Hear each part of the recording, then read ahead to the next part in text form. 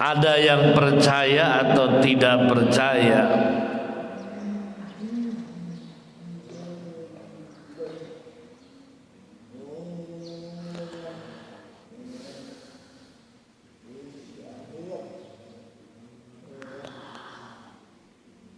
Tidak ditangguhkan kepada pembuktian samanya Allah.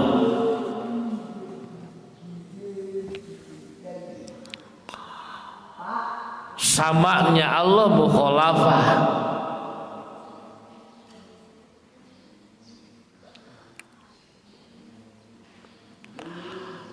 Sifat ma'ani seperti sifat ma'ani yang lain, sifatun qadimatun qaimatun bidzatihi ta'ala.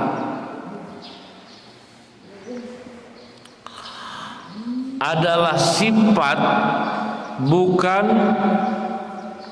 dat, tapi sifat yang keberadaannya melekat pada zat Allah.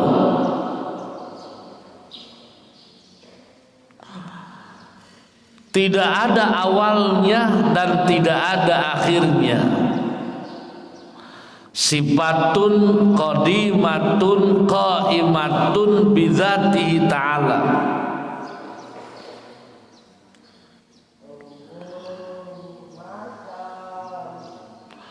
Tidak terpisahkan antara zat Allah dengan sifat samanya Allah.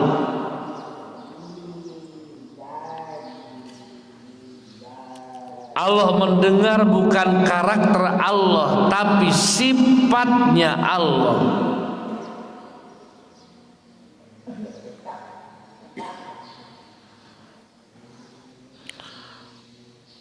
Kalau Allah mendengar, istilah mendengar pun ada pada makhluk. Manusia mendengar, hewan mendengar. Pendengaran Allah mukhalafah.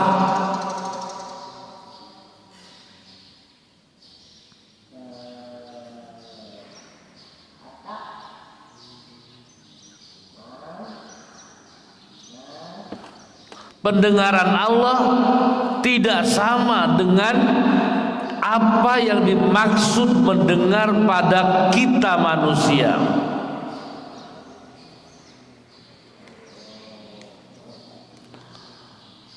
Kalau jauh terdengarnya samar-samar. Kalau terlalu dekat terdengarnya terlalu keras. Kalau pakai handsfree tidak terdengar. Itu pendengaran yang tidak ada pada zat Allah. Baru lahir tidak mendengar, sudah gede mendengar, sudah jadi nenek-nenek tidak mendengar lagi. Itu pendengaran kita.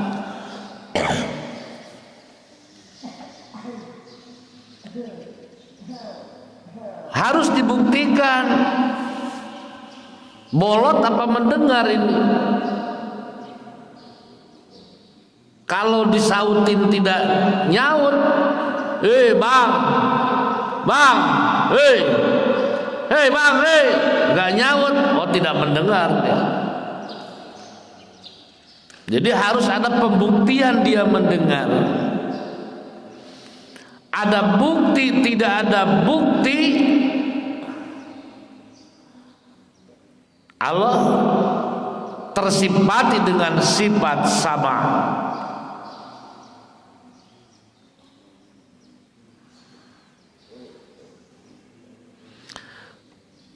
Jadi Allah maha mendengar, sifat sama. Terus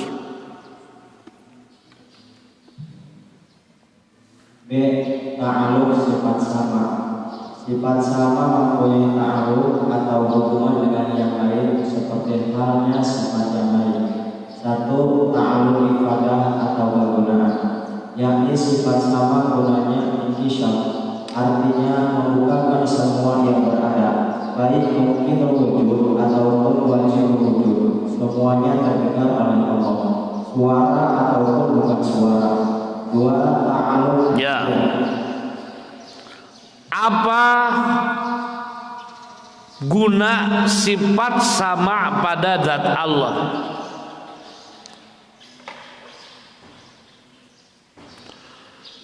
Berguna sifat sama pada zat Allah untuk inkisaf, membuka tabir, membuka penghalang, inkisaf untuk keterbukaan.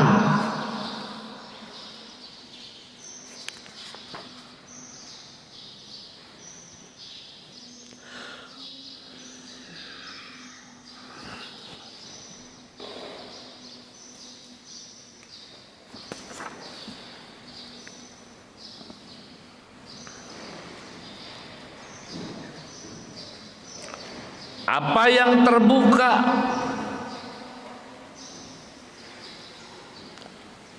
Yang terbuka jelas di hadapan Allah, baik itu mungkinul wujud ataupun wajibul wujud. Allah mendengar kepada zat Allah, Allah mendengar sifat-sifat Allah, Allah mendengar makhluk-makhluknya Allah.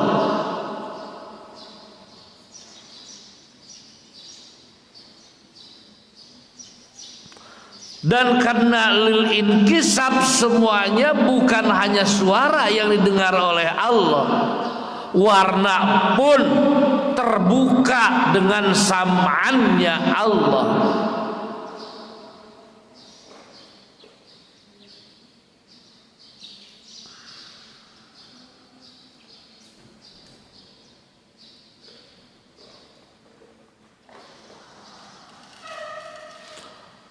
Jadi ta'aluk kegunaannya adalah untuk membuka tabir, membuka penghalang bahwa Allah itu maha mendengar dan segala sesuatu didengar oleh Allah. Allah mendengar kepada zat Allah, Allah mendengar kepada sifatnya Allah, Allah mendengar kepada makhluk-makhluknya Allah. Dan yang didengar Allah kullu asya, bukan hanya suara, bukan suara pun terbuka dengan pendengaran Allah, dengan samanya Allah.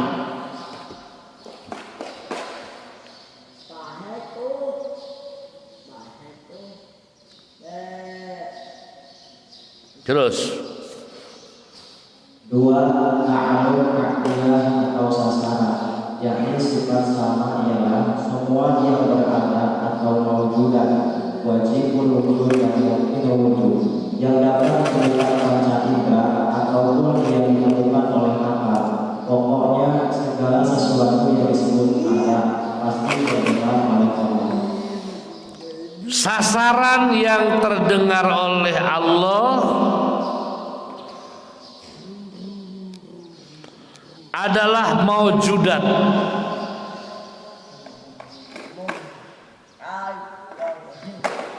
baik yang wujudnya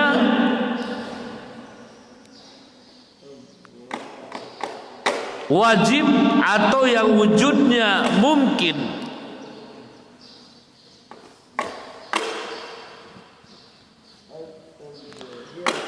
Baik yang wujud secara fisik ataupun wujudnya secara non fisik.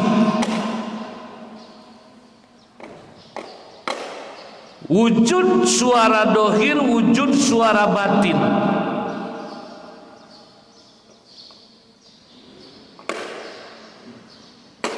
Allah tahu, Allah terbuka, Allah mendengar, terbuka di hadapan Allah dengan samanya Allah seluruh maujudat, baik yang wajibul wujud Allah dan sifatnya, mungkinul wujud kita makhluk, baik yang bernadakan suara ataupun bukan suara, baik yang wujudnya hissi ataupun yang wujudnya akli, terdengar oleh Allah semua.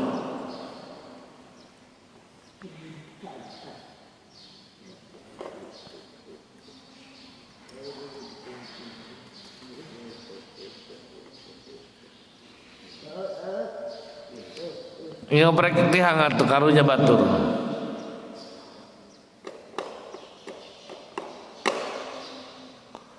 Jadi wujud hissi, wujud akli jelas di hadapan Allah, terdengar di hadapan Allah.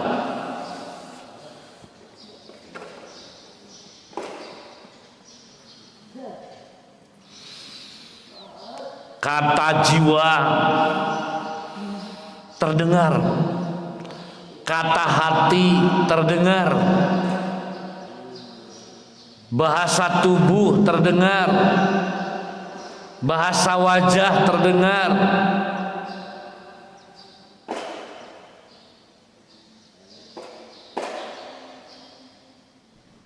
Berarti suara yang dohir, suara yang batin, kata-kata yang tidak disuara dohir pun alias suara batin itu terdeteksi, tersasar oleh samanya siapa? Allah. Terus 3 ta'aruf tawakkul atau tingkatan. 1 al-jismoni, artinya Allah mendengar kepada zat dan sifatnya sendiri dan tidak ada permulaannya. 2 sulul, Allah mampu untuk mendengar segala sesuatu yang akan diciptakannya.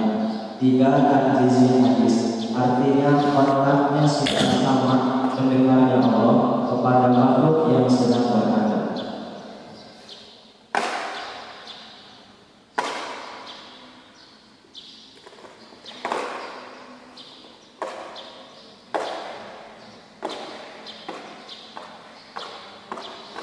Jadi balik Nur nulis nak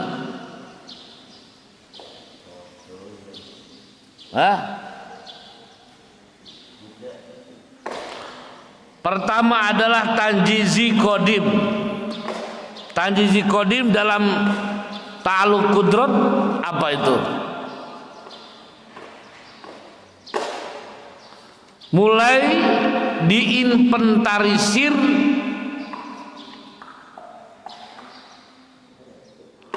mulai ditulis dalam lauhil mahfud.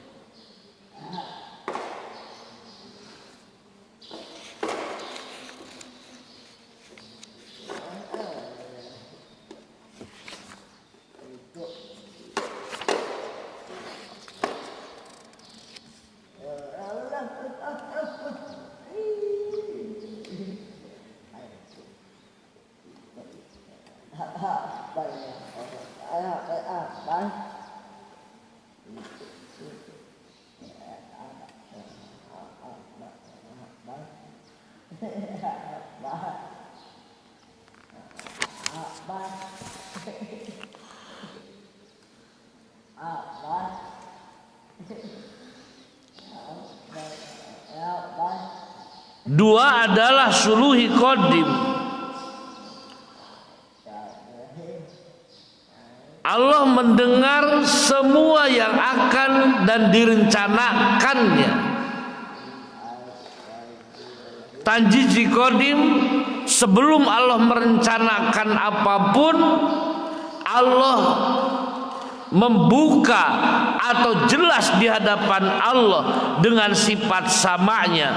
Apa yang jelas di hadapan Allah dengan sifat samanya, yaitu zat Allah dan sifat-sifatnya Allah.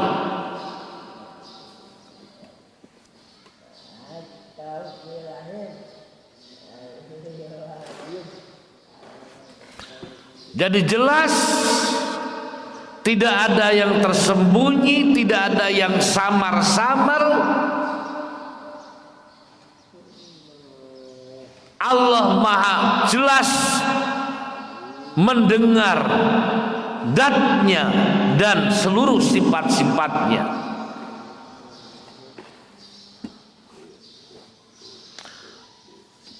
Yang kedua, di saat Allah merencanakan, menginventarisir mana apa yang akan diadakan, maka di sana suluhi kodim,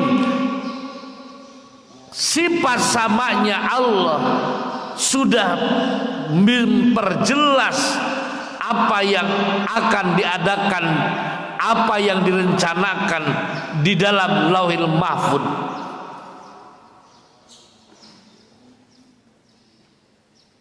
Tiga, tanjiji hadis.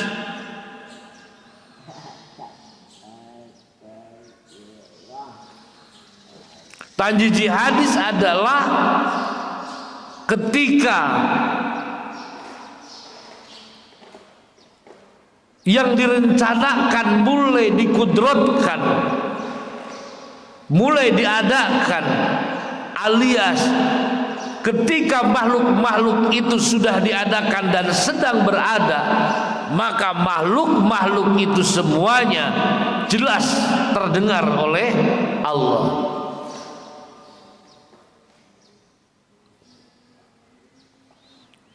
Jadi sebelum Allah menciptakan apapun, bagi Allah jelas zat dan sifatnya oleh sifat sama. Kemudian yang kedua adalah suluhi kodim, di mana mulai diinventarisir apa yang akan diadakan, semua yang diinventarisir dalam Lauhul Mahfuz jelas di hadapan Allah dengan sifat samanya.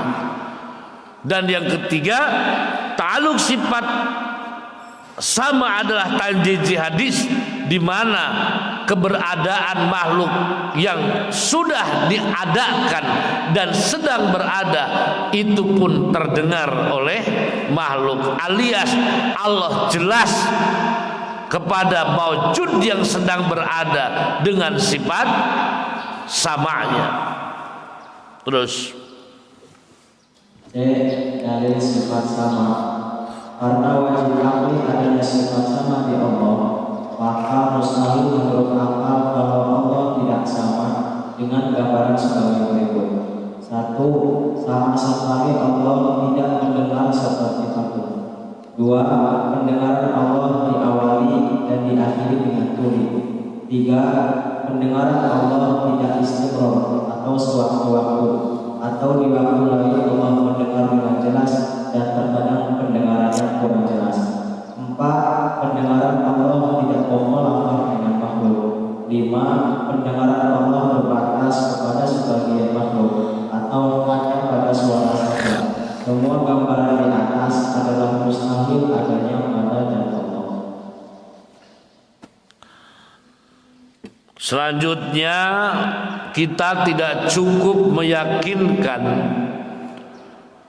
bahwa sifat sama itu pasti ada pada zat Allah tanpa mengiktiqadkan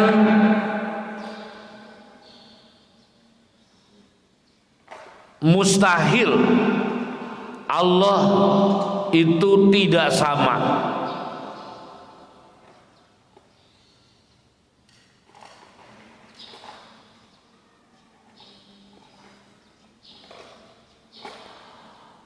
Tidak cukup menetapkan bahwa Allah wajib mendengar, tapi juga harus diyakinkan mustahilnya Allah tidak mendengar.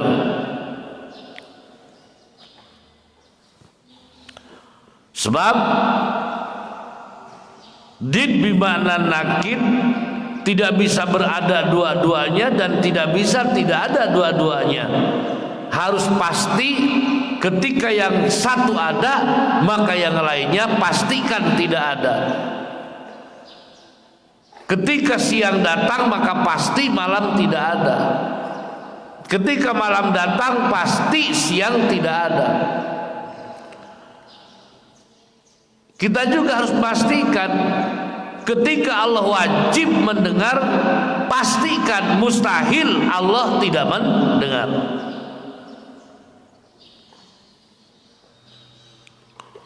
Dengan gambaran minimal 5 yang tercatat. Allah seperti patung tidak mendengar. Allah seperti anak kecil baru lahir tidak mendengar. Tuli dulu, mendengarnya menyusul. 3, pendengaran Allah terganggu dengan penyakit, kadang mendengar kadang tidak. 4, pendengaran Allah disamakan dengan kita mendengar. 5, pendengaran Allah terbatas kepada sebagian makhluk. Yang satu didengar, yang satu lagi tidak didengar. Gambaran-gambaran ini semua gambaran yang mustahil ada pada zat Allah. Terus dalil sifat sama. Firman Allah dalam surat Asy-Syura ayat 11. Bismillahirrahmanirrahim. Wa huwas samiul basir. Artinya Allah Maha mendengar dan Maha melihat. di dalilna naon teh? Nah, tinggalan dalilna teh.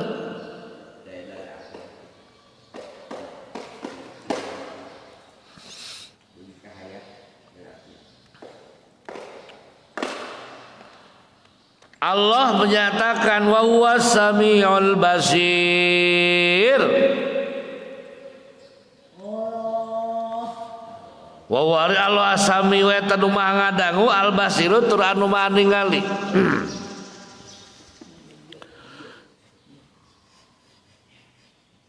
Allah itu yang maha mendengar. Allah itu yang maha melihat.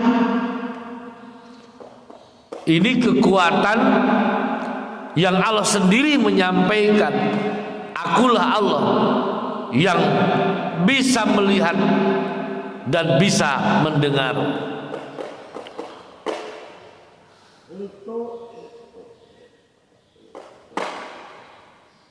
Telegonon. Lang.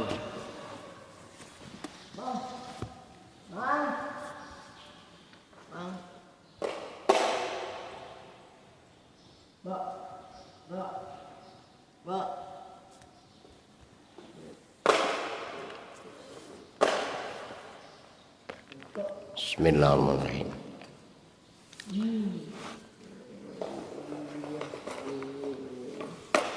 Dari sifat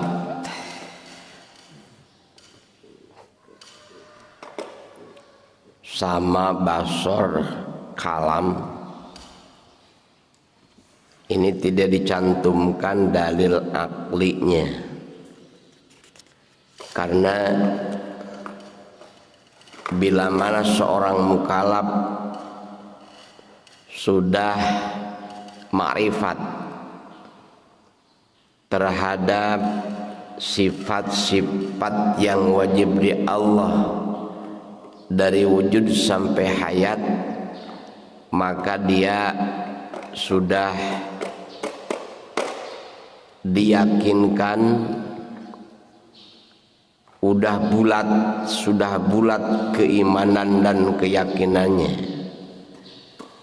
sudah bulat iman kepada Allahnya. Maka kalau sudah bulat iman kepada Allah, maka dia tidak perlu lagi dalil akli, tapi cukup dengan dalil nakli,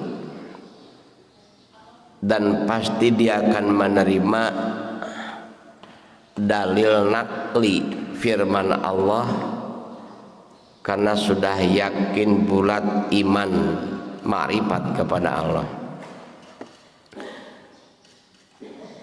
Jadi tidak memerlukan lagi dalil akli gitu.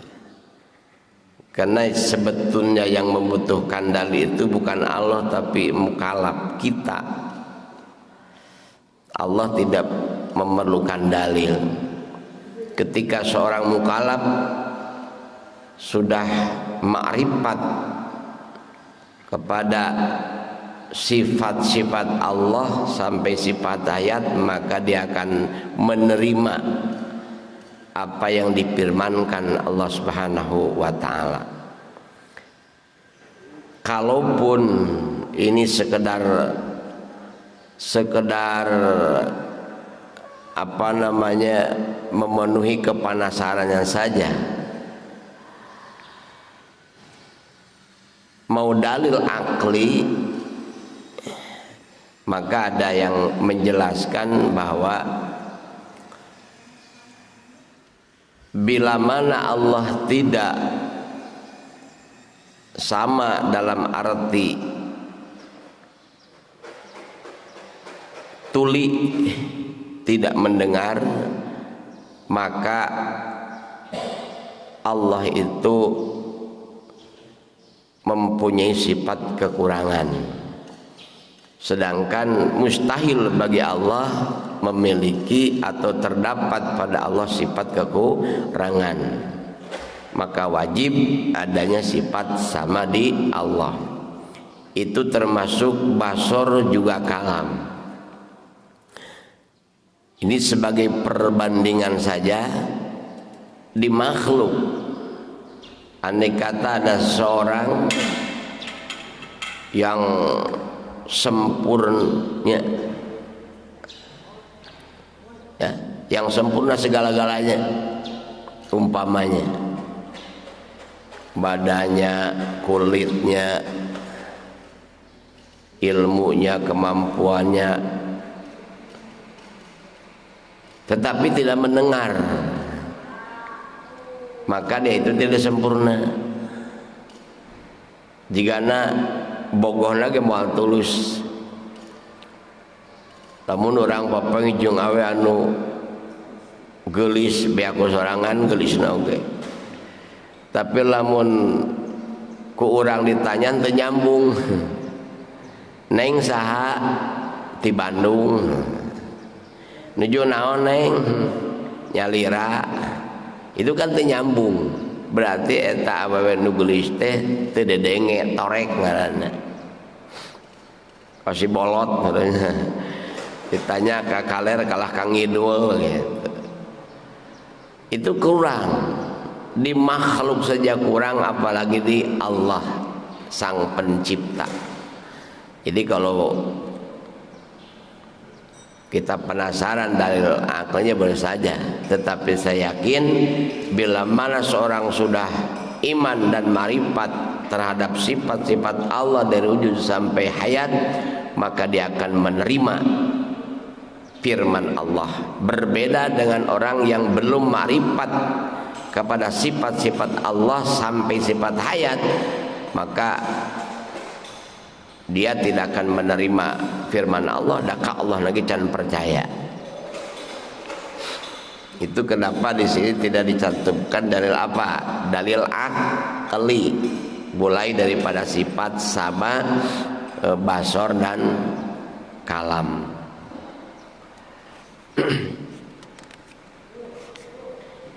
Selanjutnya kita sudah mengenal ma'ani dari sifat kudrat sampai sifat kalam.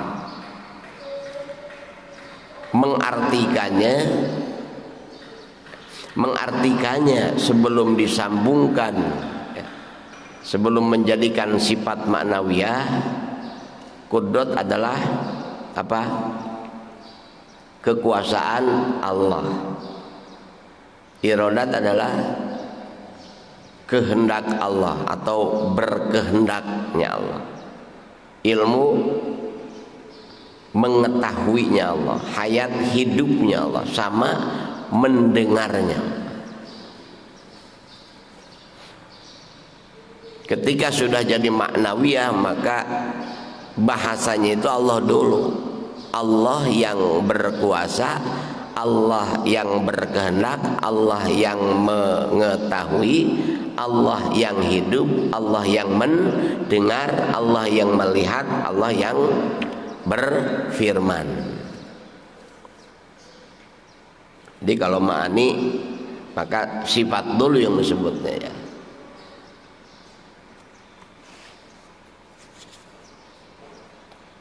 Selanjutnya di sini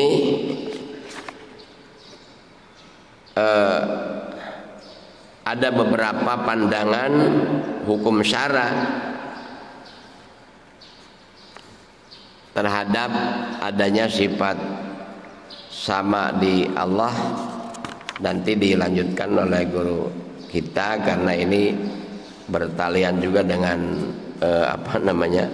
dengan tingkatan iman dan berhubungan juga dengan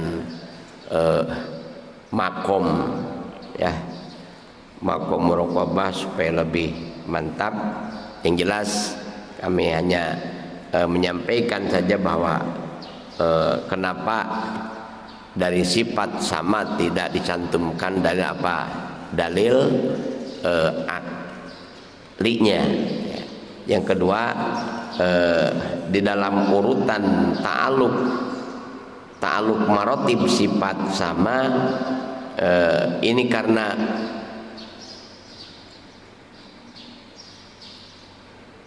ta'diyah sasaran sama itu adalah likulli maujudat atau nabi al maujudat, seluruh barang yang maujud, di mana sudah kita kenal, sudah pada tahu al maujudat yang termasuk al maujudat, baik itu wajibul wujud atau mungkinul wujud. Apa yang termasuk wajibul wujud?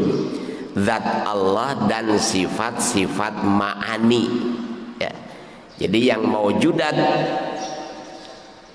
yang terdapat pada zat yang qadim atau pada yang qadim adalah zat Allah dan sifat-sifat ma'ani, itu maujudat. Adapun wujud, sifat wujudnya, salabiyah dan maknawiyahnya itu bukan sasaran sifat sama karena tidak termasuk maujudat.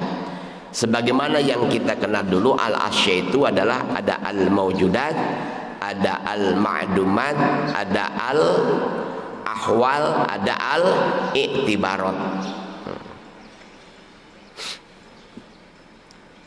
Kontaknya sifat sama kepada zat Allah dan sifat-sifat ma'ani di Allah itu nama ta'aluknya ta'aluk tanjiji qadim. Tanjiji itu ada apa? Pelaksanaan melihatnya Allah kepada zat dan sifat ma'ani. Qadim ya sejak qadim, dari azali. Zat Allah, Allah mendengar kepada zat Allah, dan Allah pun mendengar kepada sifat-sifat ma'ani di Allah, dan Allah mendengar sifat sama di Allah. Kumaha ngadengena teu perlu apal sama. Jadi zat Allah terbuka di hadapan Allah dengan pendengarannya, sifat-sifat ma'ani juga terbuka di hadapan Allah dengan sifat samanya. Kumaha cara terbukana teu kudu apal, kumaha cara ngadanguna mendengarnya Allah terhadap zat Allah, mendengarnya zat Allah kepada sifat ma'ani, mendengarnya Allah kepada sifat sama termasuk. Makanya tanjiji qadim didahulukan. Yang kedua adalah suluhi qadim. Ini kalau bertaliannya dengan hawadis, dengan makhluk. karena makhluk itu ada yang belum ada yang sudah ada gitu. Kalau makhluk hawadis kontaknya sifat sama kepada hawadis, kepada makhluk yang belum ada, berarti bukan termasuk maujudat. Itu namanya sifat ta'alluq suluhi qadim. Dari Sayyidah Qadim, Allah mampu mendengar kepada makhluk yang belum diadakan atau kepada makhluk yang akan diadakan. Allah mampu mendengar kepada anak-anak kita yang belum ada. Gitu kan? Allah mendengar kepada cucu kita yang belum ada. Mampu. Allah mampu mendengar kepada cucu kita yang belum ada. Itu suluhi namanya. Jadi kepada makhluk yang belum ada, yang belum diciptakan. Tapi tadi juga sudah disampaikan, sudah terdaftar akan keberadaannya hawadis itu sendiri. Kalau di hadis ya otomatis kepada kita yang berada. Jadi kalau bertalian dengan qadim yaitu zat Allah dan sifat-sifat ma'ani, kalau bertalian dengan hawadis maka ada hawadis yang belum ada, maka kontaknya namanya suluhi qadim. Kalau kepada yang sudah ada namanya tanjiji hadis. Pelaksanaan mendengarnya Allah kepada hawadis, kepada makhluk yang sedang berada sekarang kita ya. Bagaimana kalau yang sudah tidak ada? Ini kan ada pertanyaan juga, bagaimana makhluk yang sudah ada di alam barzah, yang ada di alam barzah ada nggak? Aya kan? Naon wayana?